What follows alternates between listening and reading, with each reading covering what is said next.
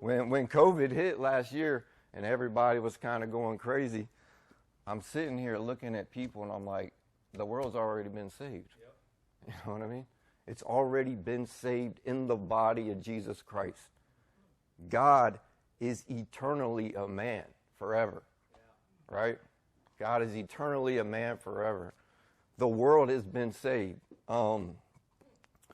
Here's something that's hard for some people to understand, but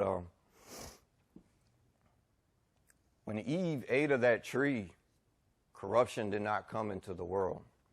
When Adam ate of that tree, corruption came into the world, right?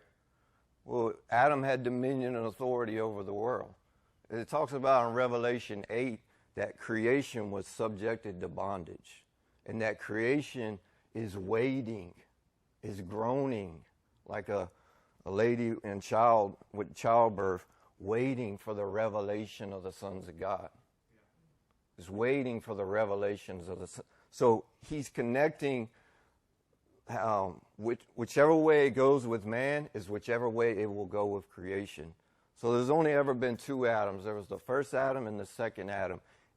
So the first creation was connected to the first Adam. The second creation is connected to the second Adam.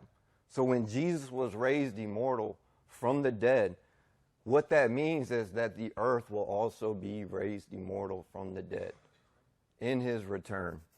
In his return. It's the salvation of creation. Understanding the resurrection, it gives an anchor for our souls, because when we walk in this world and we encounter sin, we encounter death, we encounter loss, we know that that is not the end. We know that there is a hope for us in the body and in the body of Jesus Christ.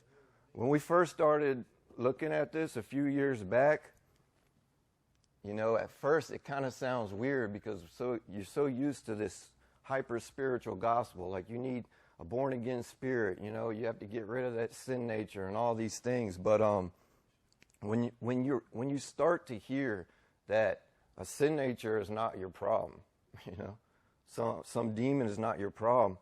Our problem is that we're living in bodies that are dying. And if we know not the truth, what that death does is it conflicts our souls.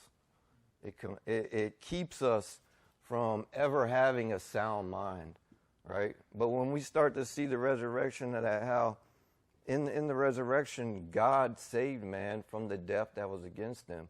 And what that starts to do is it starts to heal our souls. We see that, man, this body will be redeemed.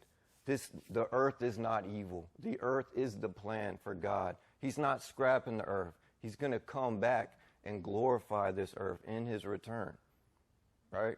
And all the saints with him.